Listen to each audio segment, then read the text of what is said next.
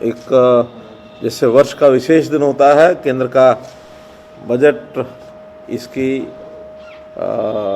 घोषणा की गई है। लोकसभा में बजट प्रस्तुत किया गया है और खुशी है इस बात की कि पिछला ये पूरा वर्ष जैसे कोविड का निकला है और जैसे पूरा अर्थतंत्र, पूरी जो आर्थिक गतिविधियाँ, उसके ऊपर एक बहुत बड़ी कठिनाई जो आई, उसके बावजूद भी इस वर्ष का ये जो बजट है बहुत संतुलित और बहुत लोकहित का ये बजट ये पेश किया गया है। आज हमारी वित्त मंत्री श्रीमती निर्मला सीतारमण जी ने जो बजट पेश किया है उसमें विशेष तौर पर शिक्षा, उसमें स्वास्थ्य, उसमें इंफ्रास्ट्रक्चर और उसमें जितने भी आवश्यक जितनी भी चीज़ें थी, सामाजिक सुरक्षा के नाते भी बहुत सी चीज़ों का ध्यान में रखा है ताकि सामान्य समाज को उसका लाभ हो। क्योंकि कोविड के कारण से देश भर में सरकारों के पास भी जो खर्च काफ़ी किया गया, इस नाते से उन्होंने उसमें भी बड़ी राशि जो उसमें उपलब्ध कराई है कि कोविड के नाते से उसका उनको लाभ हो जाए। जहाँ तक एक एक विषय की बात है, कृषि के लिए 75,000 करोड़ रुपए का इस बार एमएसपी पर ज़्यादा इन्वेस्टमेंट होगा, इसका प्रावधान किया गया है। पशुपालन और डेयरी भी बहुत बड़ी राशि 40,000 करोड़ रुपए उसके लिए सुरक्षित रखे गए हैं। कपास के किसानों के लिए अलग से लगभग 25,500 करोड़ रुपया इसका प्रावधान ये किया गया है। और डिस्ट्रीब्यूशन सिस्टम है, जैसे एक देश एक राशन, इसके ऊपर विशेष फोकस रहेगा कि सारे देश में सब लोगों को जहाँ से भी राशन लेना चाहें वो उससे ले सकते हैं। अगर मैं शिक्षा की बात करूं तो इसमें हायर एजुकेशन के लिए एक अलग से कमीशन गठन करने का जो फैसला किया है, इससे मुझे लगता है कि जैसा विषय आता भी शिक्षा के ऊपर जो लोग पढ़े लिखे, शिक्षित और अनुभवी लोग हैं, उनके माध्यम से शिक्षा का प्रसार होना चाहिए और इससे राजनीति से ऊपर उठ करके और हम लोगों को ये शिक्षा के काम में काम करना चाहिए। तो हायर एजुकेशन कमीशन का जो गठन होगा ये इसके लिए बहुत सार्थक होगा। नेशनल रिसर्च फाउंडेशन के लिए 50,000 करोड़ रुपए की राशि रखी गई है और ये भी एक बड़ा एक कदम है। सामान्य शिक्षा में 758 एकलव्य स्कूल ये खोले जाएंगे और जिसमें विशेष उसके ऊपर फोकस रहेगा।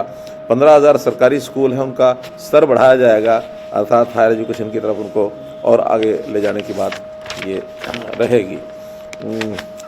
स्वास्थ्य के नाते से जो पिछला बजट था उसका 137% ये बजट बढ़ाया गया है, तो अपने आप में बहुत बड़ी वृद्धि है। कोरोना वैक्सीन के लिए 35,000 करोड़ रुपए का ये बजट का प्रावधान किया गया है। ऐसे ही जो इंफ्रास्ट्रक्चर में परिवहन मंत्रालय को 1,18,000 करोड़ रुपए की राशि उपलब्ध कराई गई है और मैं समझता हूँ कि देश में जितना परिवहन जो है वो ज़्यादा होगा, जितना इंफ्रास्ट्रक्चर ज़्यादा होगा, उतना ही देश की आर्थिक स्थिति अच्छी होगी। यानी नए इन्वेस्टर आएंगे, उद्योग लगेंगे और रोज़गार ये उसके अंदर उनको पर्याप्त मात्रा में मिलेंगे। रेलवे और मेट्रो के लिए खास करके 2 तरह की मेट्रो चलाई जाएगी, एक लाइट रेलवे होगी, एक नियो रेलवे होगी। इसका कुछ ना कुछ विशेष प्रावधान इसका ये किया जाएगा। सामाजिक सुरक्षा में बीमा कंपनियों को और उनका जो निवेश है एफडीआई को 74% का निवेश ये जो करने की छूट दी गई है, इसमें बीमा कंपनियां और ज़्यादा मजबूत होंगी और जो हमारे सामाजिक सुरक्षा के जितने पहलू हैं उसमें इसमें बल मिलेगा।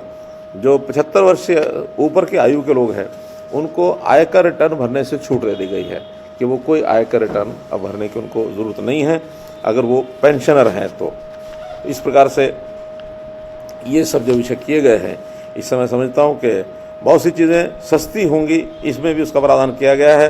खास करके तांबा है, स्टील है, चमड़े का सामान है, वो सस्ता होगा। श्रमिकों के लिए जो न्यूनतम वेतन, इसकी योजना ये लागू की जाएगी। तो इस प्रकार से एक संतुलित बजट, सोना, चांदी, लोहा, तांबा आदि ये सब सस्ते होंगे। जो विदेशों से आने वाली चीज़ें हैं उन पर ज़रूर थोड़ा बहुत अधिभार लगा करके उनको थोड़ा महंगा किया गया है, अर्थात make in India, made in India, इसका एक जिसको कहना चाहिए कि ध्यान रखा गया है कि अपने देश की वस्तुओं को ज़्यादा उसमें प्राथमिकता दी जाए। इस प्रकार से इसका लाभ मिलेगा। कुल मिलाकर के बहुत, जिसको कहना चाहिए, एक संतुलित बजट, एक कठिन समय में भी इस प्रकार का बजट प्रस्तुत किया जा सकता है। बहुत एक प्रकार से एक संतुष्टि का ये बजट है। सीएम साहब, लेकिन petrol diesel all time high है, उस पर जिस तरह से कृषि सेस लगाया गया है, तो आपको लगता है आम आदमी पे भार पड़ेगा? नहीं पड़ेगा, क्योंकि स्पष्ट कर दिया गया भी कृषि सेस जो लगेगा उतना ही एक्साइज ड्यूटी उस पर कम की जाएगी। तो एक्साइज ड्यूटी कम करके उसकी जगह पर वो कृषि सेस होगा, क्योंकि एक्साइज ड्यूटी जो होती है कॉमन पूल में चली जाती है। लेकिन ये जो पैसा सेस का होगा ये पूरे का पूरा कृषि क्षेत्र में लगेगा, तो इसलिए उसको केवल अकाउंटिंग के सिस्टम से कह सकते हैं हम, वरना आम आदमी पर इसका कोई असर नहीं पड़ेगा। सर, जो फार्मर्स को लेकर, कृषि को लेकर ये कहा गया है कि एमएसपी जो है 1.5 गुना बढ़ी है, इसको लेकर आप किस तरीके से देख रहे हो? ये भी कहा गया है कि आने वाले समय में जो है फार्मर्स को मजबूत करने के लिए हर कदम भारतीय जनता पार्टी उठाएगी। देखिए, जो किसानों की एक मांग थी कि कम 50% उस पर लागत मूल्य के ऊपर लाभ मिलना चाहिए, वो सुनिश्चित कर दिया गया है। एमएसपी जब भी लागू यानी जब भी घोषित की जाती है उसमें इस बात का ध्यान रखा जाता है कि लागत से 50% अवश्य बढ़ना चाहिए, यानी उससे ज़्यादा लाभ मिलना चाहिए। बहुत फसलों में तो 80-80, 90-90% तक भी लाभ मिल रहा है, इसलिए उसको सुनिश्चित किया है कि एमएसपी लगातार चालू रहेगी, लागू रहेगी। इंफ्रास्ट्रक्चर के लिए जो पैसा दिया जा रहा है उससे मंडियों को मजबूत किया जाएगा। ये खास करके जो सेस लगाया गया ये इंफ्रास्ट्रक्चर में ही ज़्यादा लगेगा, इसलिए मंडियों की जितनी भी व्यवस्थाएँ हैं वो मजबूत होंगी। और ख़ास करके जो आज इस समय किसानों के जो नेताओं ने इस प्रकार का जो एक संशय फैलाया है कि मंडियाँ जो हैं वो समाप्त होंगी, खास करके मैं हरियाणा और पंजाब की बात तो कह सकता हूं कि हमने अपने प्रदेशों में पहले से ही मंडियों को मजबूत रखा हुआ है, और ये सेस का अगर लाभ हमको मिलता है तो इससे और ज़्यादा मजबूती आएगी। सर, सरकारी कंपनियों के डिसइन्वेस्टमेंट को लेकर ऐसा लग रहा है कि सरकार और आगे बढ़ रही है, लेकिन विपक्ष का सवाल वही है कि फिर आप सारे सरकारी उपक्रमों को बेच रहे हैं।